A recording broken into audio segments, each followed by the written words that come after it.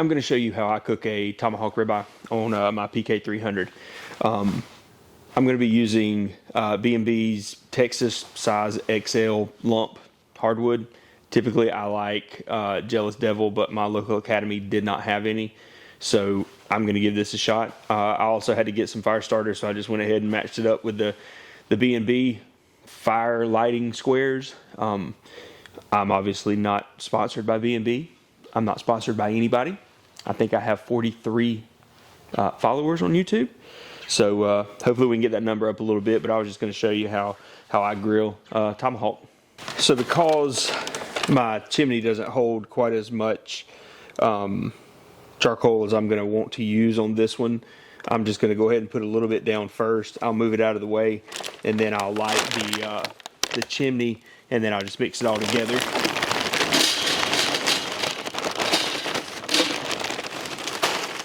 I can tell you now, this is really good looking lump charcoal. The other kind that I was using was called like the good charcoal or something like that I got from Sam's, and every bit of it was this size or smaller, and I would prefer to have the larger pieces like this. So I'm only going to put 2 of the starters under here and just kind of build a little teepee.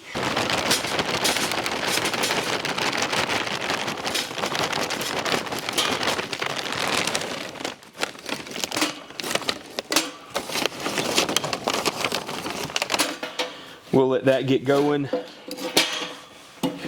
Stack this around it.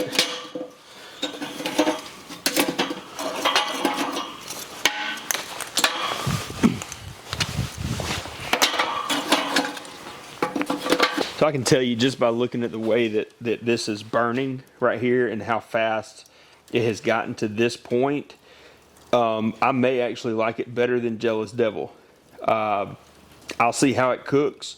It's not popping really at all. You can see a few little embers popping up, but for the most part, it's burning very, very clean, and it's hot.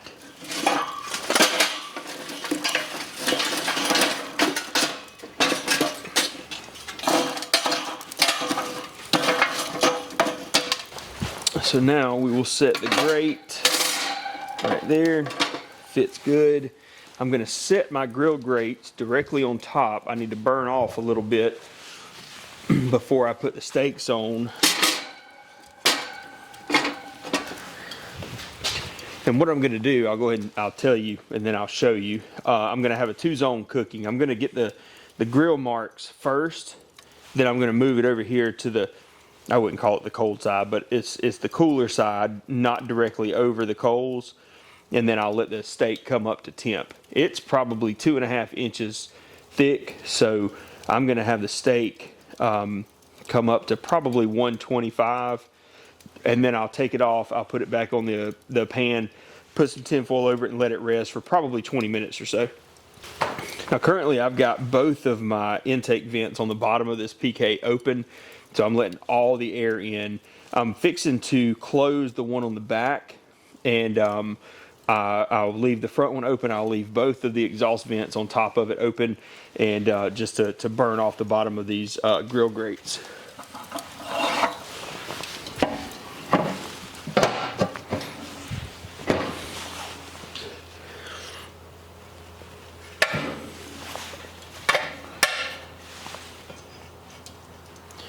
I'm going to let this come up to temp. I want to get it to about 450 to 500 degrees just to get those sear marks from the grill grates onto the steak. I've let the steak sit out. It's at room temperature. That is a huge part of cooking a steak, in my opinion, is to let it come up to room temp all the way through. That way you don't have it very cold in the middle and you get an uneven cook. Bringing it up to room temperature, you're going to get an even cook all the way through. So the first thing I'm going to do to it is I'm going to season it. I'm going to use just a little bit of olive oil just as a binder, just to get everything to stick.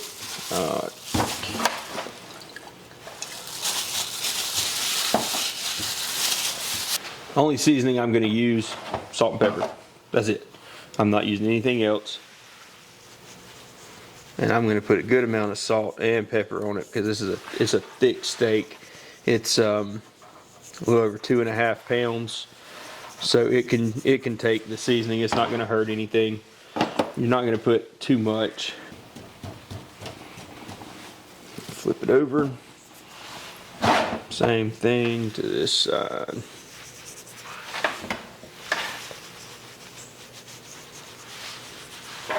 You'll see why I'm putting this on the board in just a minute.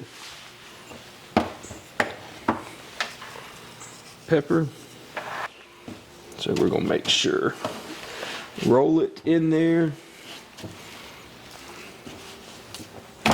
I'm obviously not concerned with the fat. I don't care if it gets seasoning too much. I personally don't eat the fat. Some people might. Then you want to make sure it does. Put this into the steak because I'm gonna make sure the temperature stays where it needs to be after I take it off for the marks. But I'm gonna go ahead and put it in so I don't have to worry about that in a minute. So what I want to do is I want to put this meter kind of in the directly into the fat part, not the fat part, but the thickest part right in the middle. All right, so I'm gonna get these grates flipped over and brushed off.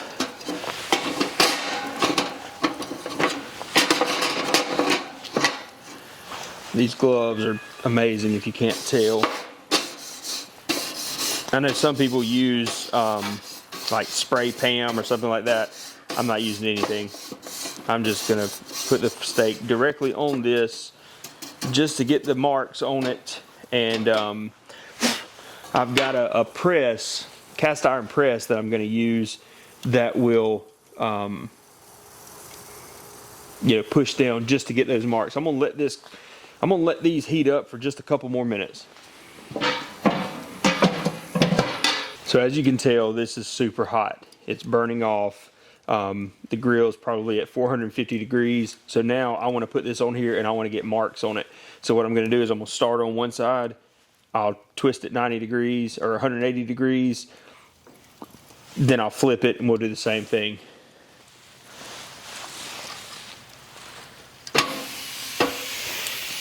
So it's been on this side for about a minute and a half. So now all I'm going to do is I'm going to rotate it 180 degrees. Take this off. I'm not even going to look at it yet. I'm just going to rotate it. I'm going to put this back on it, push down for about 3 or 4 seconds. Close the lid. That's it. So I'm gonna let that sit there for about another minute and a half, and then I will flip it and I'll show you the grill marks. All right, so now the steak is done getting the grill marks. I'll show you what those look like. And I'm gonna take the cast iron little press off. I'm gonna set it over here. I gotta move the corn a little bit. There you go. There's the grill marks I wanted right there. That's after about a 6-minute total cook just over the coals. So now I'm going to move the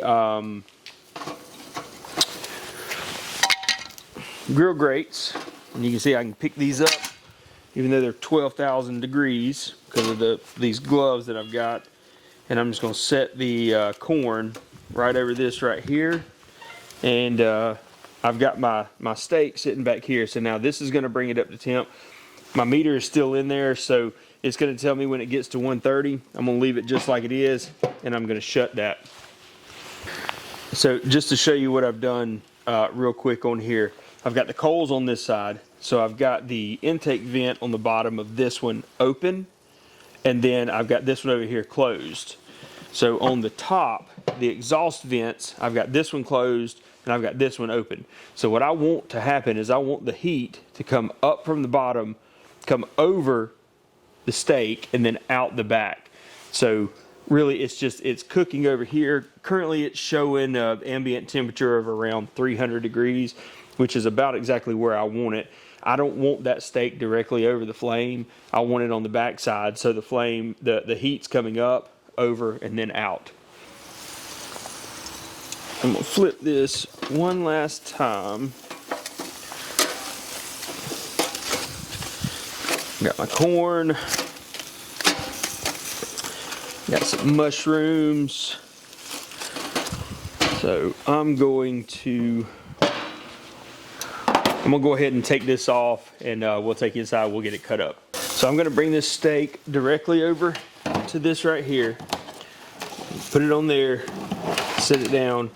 I have made a compound butter, which is, this one's just got butter, roasted garlic, thyme, and rosemary.